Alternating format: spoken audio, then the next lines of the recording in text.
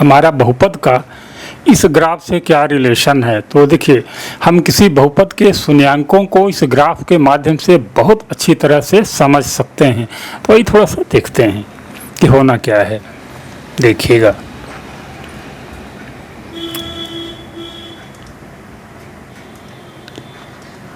To x plus 3 ये हमारा कोई है बहुपद, कोई बहुपद हो गया।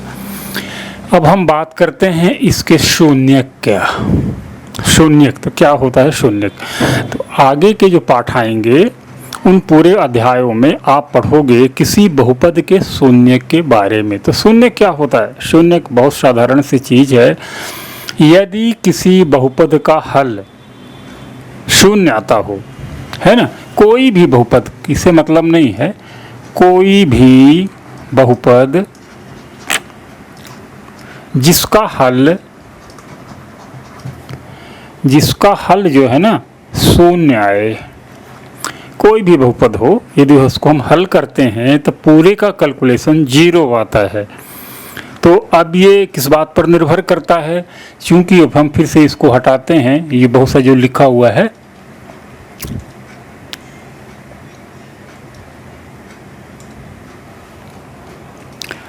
तो शून्यक होगा हमारा ये बहुपद था 2x प्लस 3, ये हमारा बहुपद था।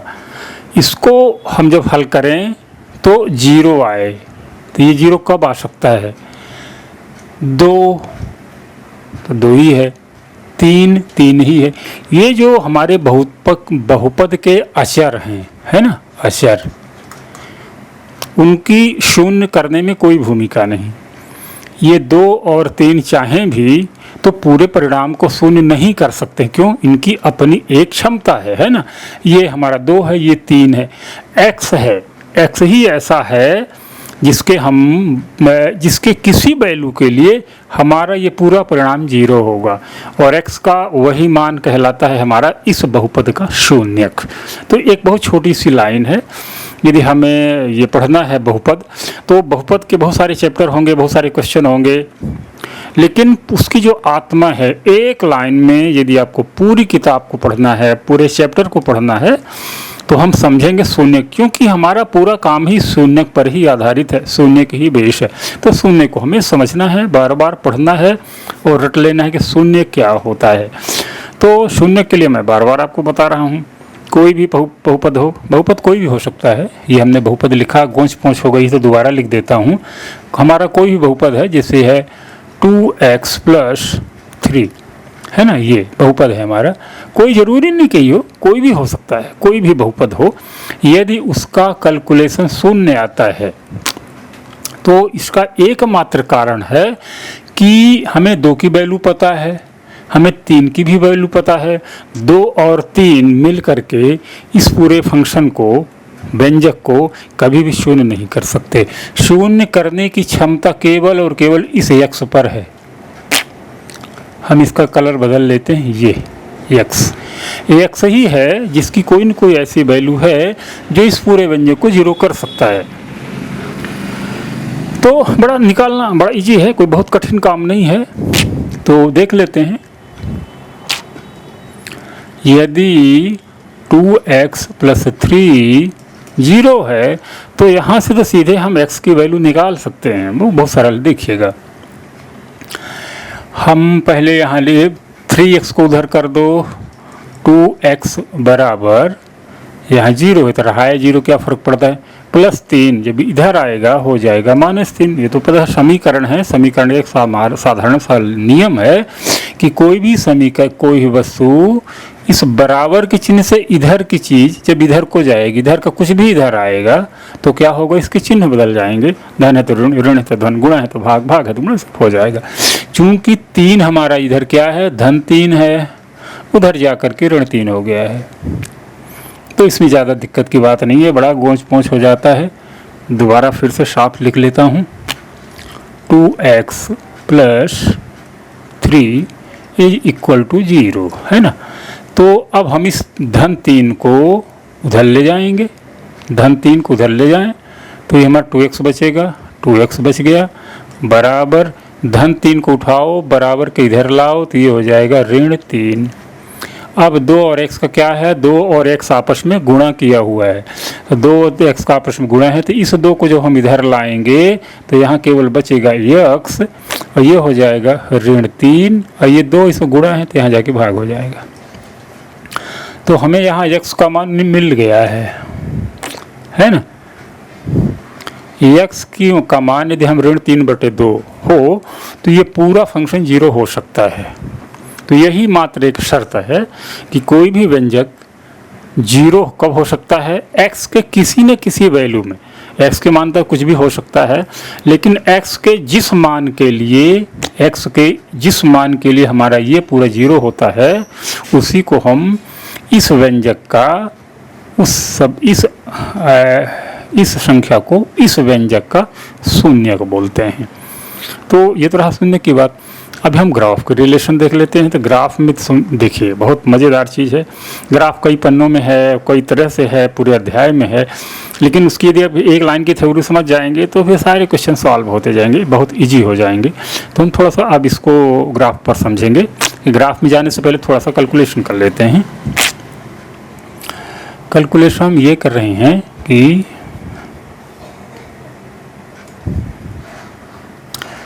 तो ग्राफ में जाने से पहले हमें 2 वैल्यू निकालनी है। पहला तो हम ये मान लेते हैं कि ये पूरा व्यंजक जो है, पूरा के पूरा व्यंजक ये पूरा के पूरा हमारा जो बहुपद है उसकी वैल्यू मान लीजिए कि 22 है ना। लिख लो यहाँ,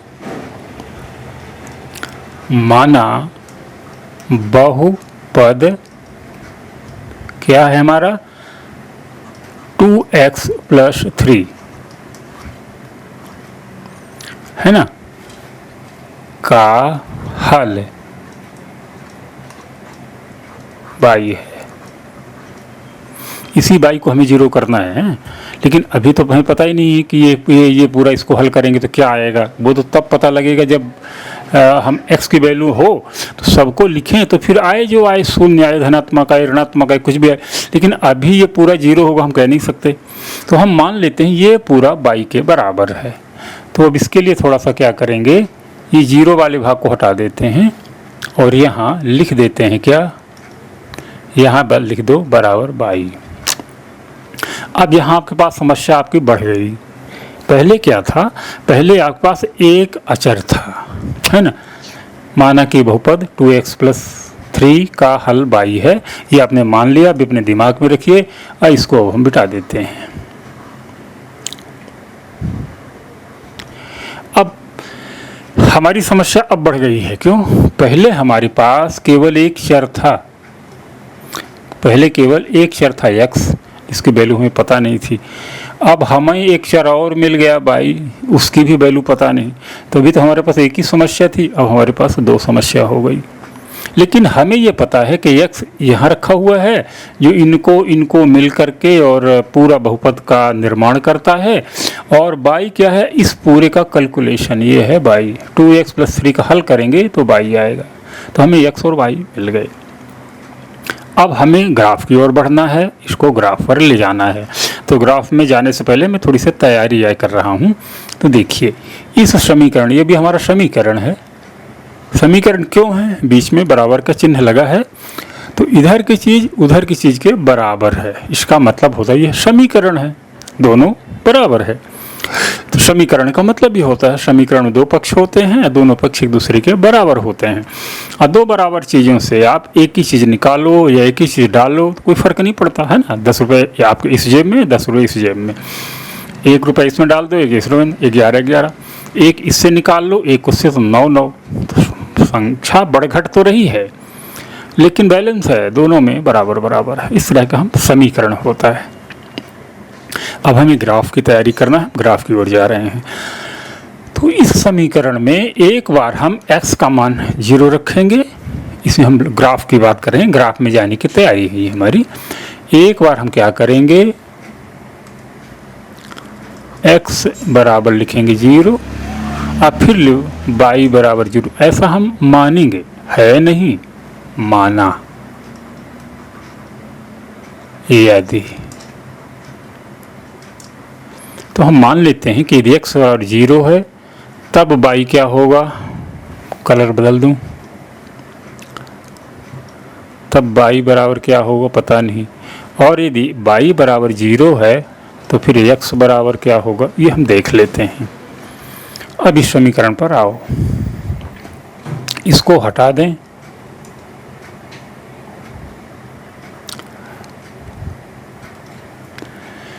अब हम पहले x की वैल्यू रख दें, x बराबर 0, x का मान 0 हम इसमें रखेंगे तो बड़ा सा 2 इंटू कोई चिन्ह नहीं तो गुणा का चिन्ह x की वैल्यू 0 यहाँ लिख दिया 0, ये प्लस तो प्लस 3 तो 3, हल करिए, 2 में 0 से गुणा हुआ तो जब किसी भी संख्या में हम जिस शून्य का गुणा करते हैं सब शून्य हो जाता है, तो ये हमारा बचता है क्या, -3 बराबर इधर है y, तो y बराबर -3 हो गया।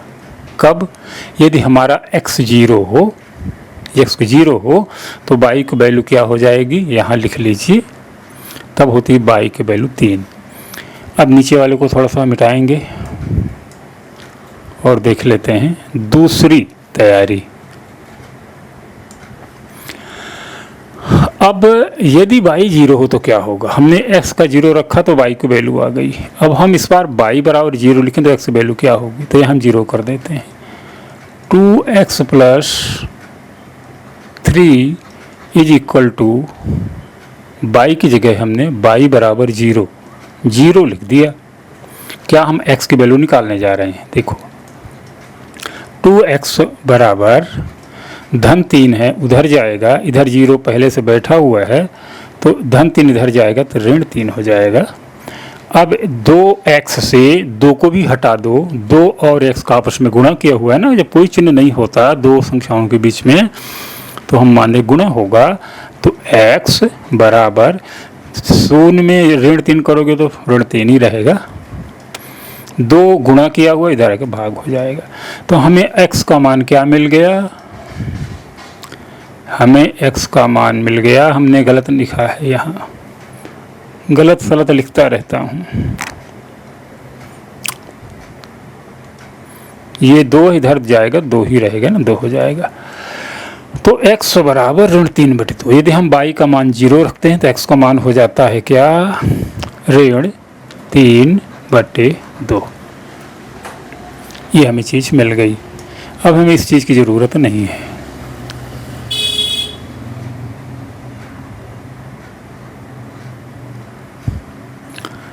अब जो है देखना है, अब थोड़ा सा और आगे समझ लेते हैं। अब यहाँ मैं एक ग्राफ बना लेता हूँ, सीधी लाइन नहीं खींच पा रहे हैं, हमने ग्राफ बना लिया, तो जो मुख्य हमारे ग्राफ का जो सेंटर होता है ना ये, तो यहाँ x भी 0 होता है, यहाँ y भी 0 होता है, ये पता होना चाहिए। ये वाली लाइन देखिए, जब हम ये वाली लाइन कहलाती है x एक्सिस, है ना, तो हम यहाँ यह 0 इधर ऋणात्मक होता है उधर धनात्मक होता है, तो इधर क्या होगा ऋण x,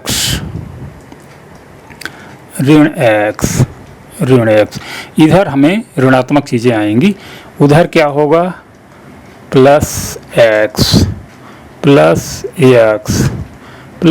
x, है ना। तो हमारे ग्राफ में 0 से इधर जब जाएंगे तो धन x मिलेगा, 0 से इधर आएंगे तो ऋण मिलेगा। ऐसे ही बाई ऊपर बाई होता है, तो हम यदि ऊपर रहते हैं तो हमें यहाँ +y, यहाँ +y, यहाँ +y, नीचे भी जाएंगे तो आएगा -y। तो इस तरीके से ये हमारा ग्राफ होता है। तो अब हम ग्राफ में इसको देखते हैं, ग्राफ में x की और y की वैल्यू देख रखेंगे। तो अब थोड़ा सा हम यदि ग्राफ ही खोल लें तो ज़्यादा अच्छा रहेगा, पर बिना ग्राफ खोले भी चल जाएगा। बिना ग्राफ तो हम खोलेंगे ही बाद में, ग्राफ तो ले लेंगे, ग्राफ की फ़ोटोग्राफ ले लेंगे। अभी इसको देख लेते हैं समझने के लिए। हाँ यार, इसका भी तो इस्तेमाल कर सकते हैं। और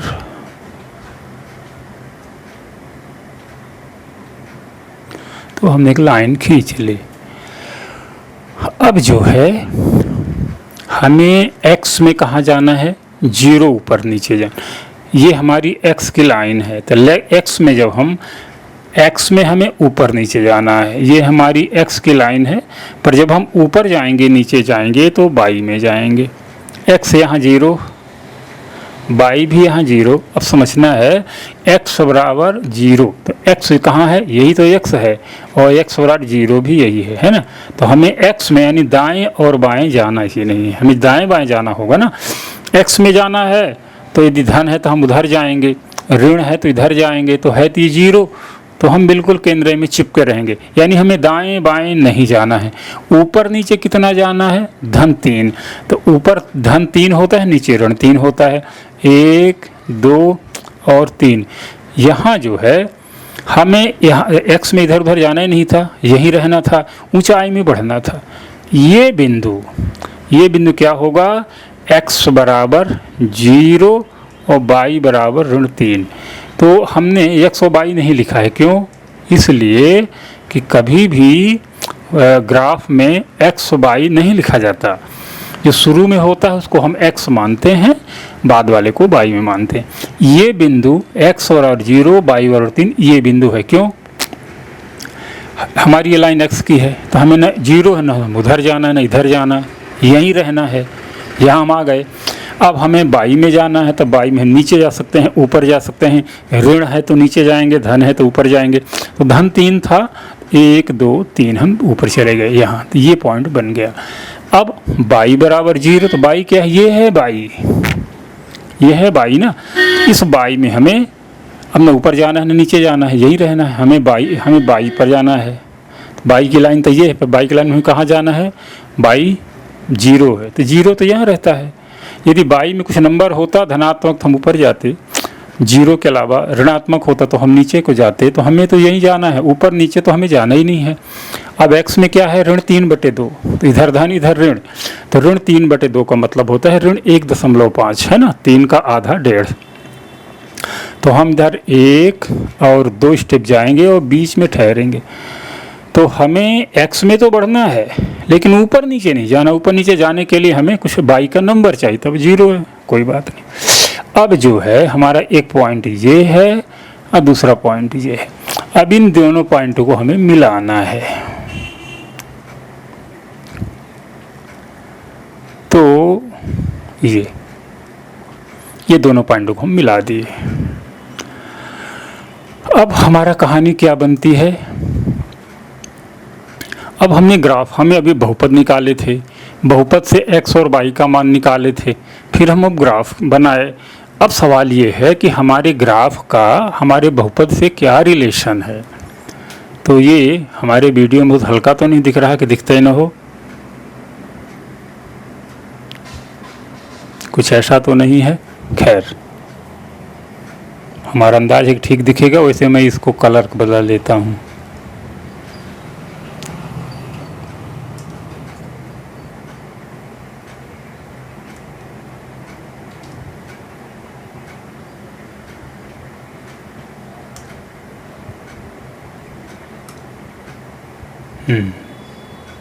लाइन थोड़ा बड़ी कर देते हैं।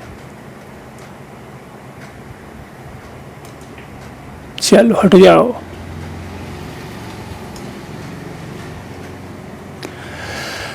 तो ये हमारी लाइन वीडियो में कहीं गड़बड़ तो नहीं दिख रही, तो हम रिपीट कर रहे हैं। ये लाइन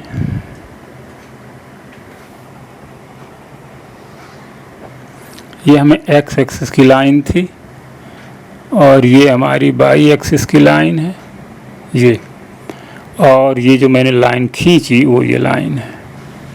इस लाइन को हम मोटी इस डर से कर रहे हैं कि शायद वीडियो में साफ ना दिखे, वो बढ़िया दिखने लगा। तो अभी हमने क्या किया, हमें तो ये जो हम देख रहे हैं ना क्वेश्चन, ये 15-20 मिनट का टाइम आप वीडियो देखने के लिए दे रहे हो ना, ये पूरे ये बहुपद की आत्मा है। ये 2 लाइन की ही मेन थ्योरी है।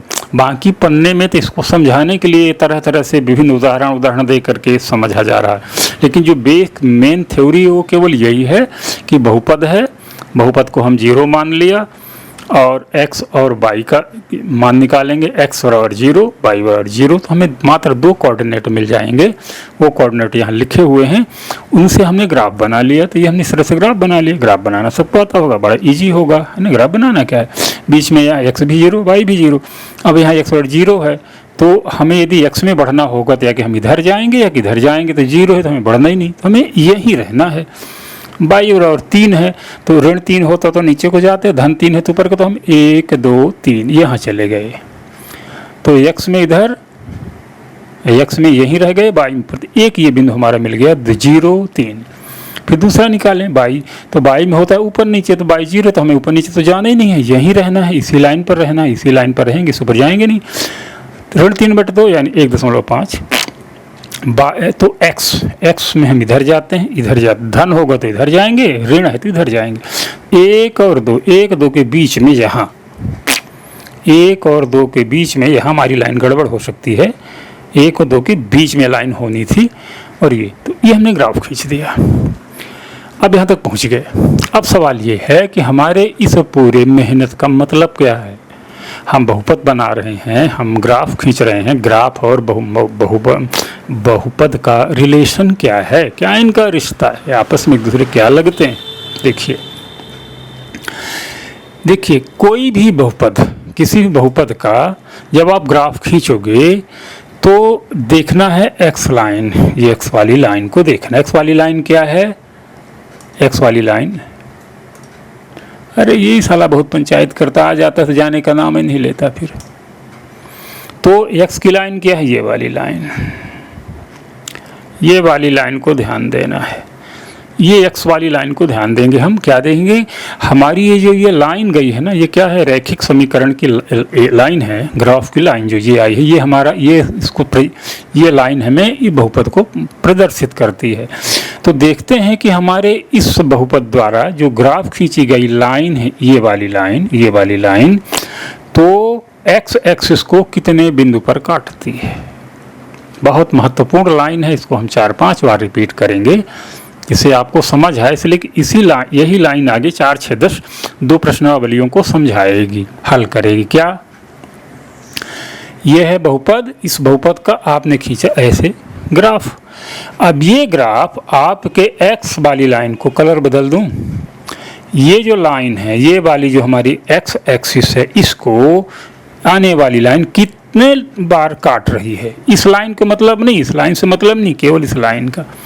इसको एक बार हम फिर से लिख लेते हैं समझने के लिए।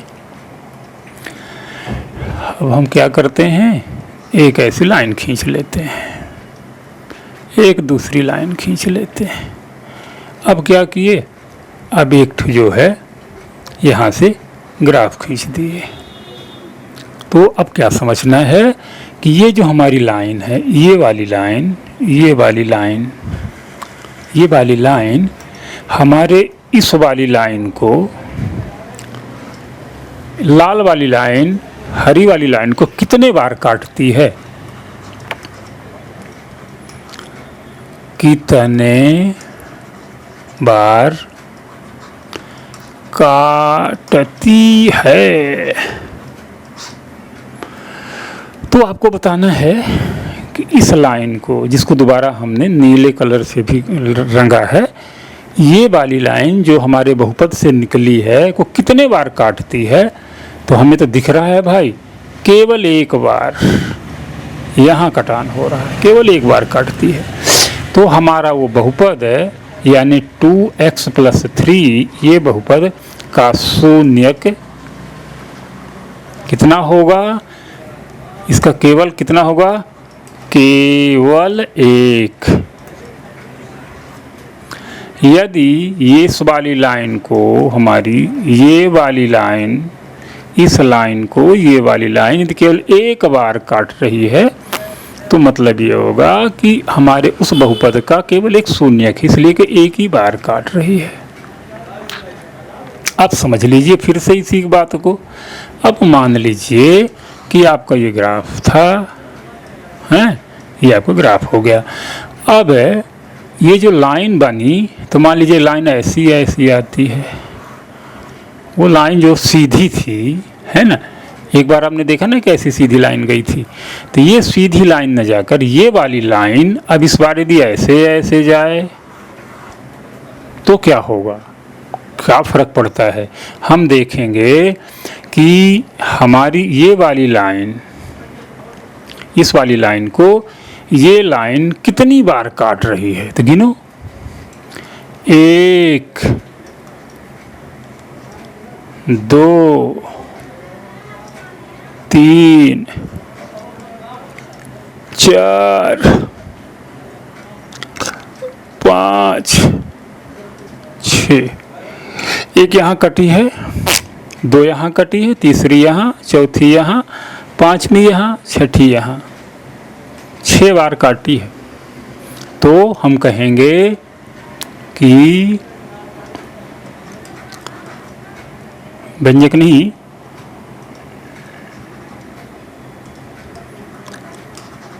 बहुपद के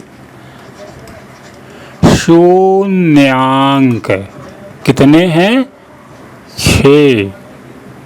शून्य के 6 हैं, 6 शून्यांक 6 हैं, भी इस तरह से है। तो अब हम अंदर जाएंगे और ये प्रश्नावली खोलेंगे और प्रश्नावली के शब्द उसको सॉल्व करने की कोशिश करेंगे। अब तक ये वीडियो देखने के बाद आपको इतना एनर्जी आ गई है कि आगे आप जो प्रश्नावली है उसको अच्छे से सॉल्व कर पाओगे। तो चलिए चलते हैं पेज पर। तो पेज पर चलते हैं और देखते हैं।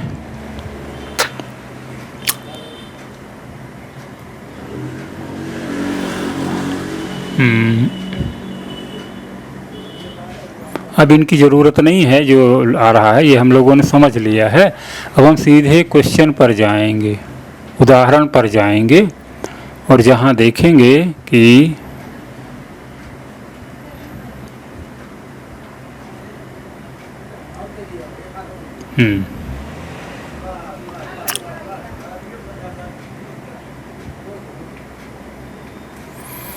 ये थोड़ा सा देखना है।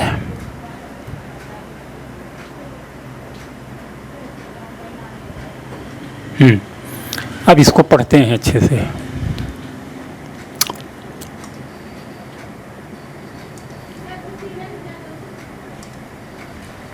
पढ़िए। नीचे दी गई आकृति में ग्राफ को देखिए। इस पूरे ग्राफ को आपको देखना है। प्रत्येक आकृति, ये हमारा बहुपद का नाम है, बाई बराबर पी एक्स घबराइएगा नहीं, ये बहुपद का नाम है, बहुपद है वो। उस पर नहीं जाना है कि यह बाई क्या है, पी क्या है, एक्स क्या है, वो नाम है केवल। इस किसी का नाम हो गया कुछ भी, तो ये भी बहुपद है, वही बहुपद, एक बहुपद है, ग्राफ है। प्रत्येक के लिए अब जो मेन चीज़ है वो यहाँ लिखी है, तो मेन चीज़ यहाँ से आएगी, यहाँ से। ये कहता है शून्यकों की संख्या ज्ञात करो। साफ साफ शब्दों में यहाँ लिखा है शून्यकों की संख्या ज्ञात करो। तो अभी हमने देखा कि शून्य क्या करता है, जैसे यहाँ देखिएगा, ये x की लाइन है, इस x को लाइन को ये वाला जो हमारा जो बहुपद का, हमारे बहुपद का जो ग्राफ लाइन है वो कहाँ काटता, कितने बार, एक बार। यहाँ कितने बार काटा, देखो इस लाइन को ये वाली लाइन कितनी बार काटती है, एक यहाँ, दूसरा यहाँ, तो इसका क्या हो जाएगा, 2। यहाँ देखो इस वाली x एक्सिस को आपका ग्राफ कितने बार काट रहा, 1 2 और 3, इसको काट रहा भाई 3 बार। यहाँ देखो ओनली 1, केवल 1, यहाँ 1, यहाँ 1 2 3 और 4, इसको काट रहा है 4 बार। तो आपने देख लिया, बड़ा सरल है। ग्राफ को देखो और ये वाली लाइन को, जो टेढ़ी मेढ़ी वाली लाइन है, कितने बार काटती है, जितने बार काटेगी उतने ही वो उसका आंसर होगा। तो देखते हैं थोड़ा।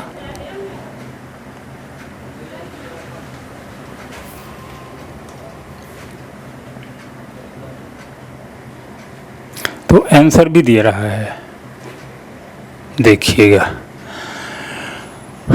तो थोड़ा सा पीछे जाओ तो और अच्छे से समझ में आएगा। इस बात को समझने के लिए थोड़ा पीछे जाना पड़ेगा, है ना। पीछे हम क्यों आए हैं बताते हैं। पहले का आंसर क्या है? पहले का आंसर है 1, दूसरे का आंसर था 2, तीसरे का आंसर था 3, चौथे का आंसर है 1, और इसको पांचवे का आंसर है 1, और छठे का आंसर है क्या? 4। 4 लिखते नहीं बनता। तो देखो अब हम सारी चीज़ें मिटा देते हैं।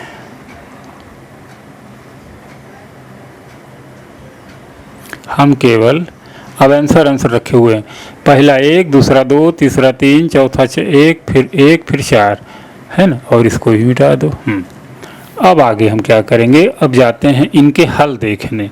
ये उदाहरण था ना, तो इनका हल भी दिया हुआ है। ये पहला शून्यकों की संख्या 1, दूसरा शून्यकों की संख्या 2, शून्यकों की संख्या 3, शून्यकों की संख्या 1, शून्यकों की संख्या 1, शून्यकों की संख्या 4। ये अब देख सकते हो, है ना। तो पहले में शून्यकों की संख्या 1, दूसरे में 2, तीसरे में 3, 1 और 4 है। तो ये कोई बहुत बड़ी बात नहीं है। अब आगे सबको हटा दो और देखो। अब आपकी ये प्रश्नावली आ गई है। प्रश्नावली यहाँ इसे लिखी हुई है। प्रश्नावली यहाँ आपकी लिखी, प्रश्नावली 2.1। तो आपको उसमें ग्राफ में साफ साफ दिखाई दे रहा होगा, लेकिन फिर भी मैं लिख देता हूँ। प्रश्नावली 2.1 पहला सवाल। इस ग्राफ में शून्यकों की संख्या क्या है? ये हमारी एक्स एक्सिस की लाइन है और आपका ग्राफ एक्स एक्सिस को टच ही नहीं कर रहा।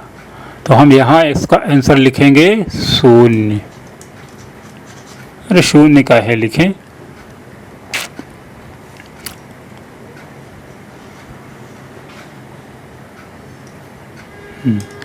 तो इसमें संख्या क्या है? 0। ये कितने बार काट रहा है? यहाँ 1 बार काट रहा है, तो इसका आंसर होगा 1। यहाँ कितने काट रहा है? 1, 2 और 3, तो इसका आंसर होगा 3। इसमें क्या है? 1 और 2, तो इसका आंसर होगा 2। इसमें 1, 2, 3 और 4, इसका आंसर होगा 4। इसमें 1, 2, 3, इसका आंसर होगा 3। तो आपने देखा ग्राफ में से हम शून्यकों की संख्या कैसे निकालते हैं। तो एक्स एक्सिस को आपका ग्राफ की लाइन जितनी बार काटेगी उतने ही उस बहुपद का शून्यक होगा। तो आपको रिलेशन मिल गया। तो आगे देखते हैं कि आगे क्या है। किसी बहुपद के शून्यांक और गुणांकों का संबंध है आगे। तो हम ये संबंध आगे अब देख लेते हैं। अगले वीडियो में हम शून्यांकों के गुणांक और अचर पद इत्यादि का देखता हूँ। बने रहिए मेरे साथ और पढ़िए हाई स्कूल कक्षा 10 प्रश्नावली 2.2 हम आगे देखेंगे अगले वीडियो में। तब तक के लिए जय श्री राम, नमस्कार।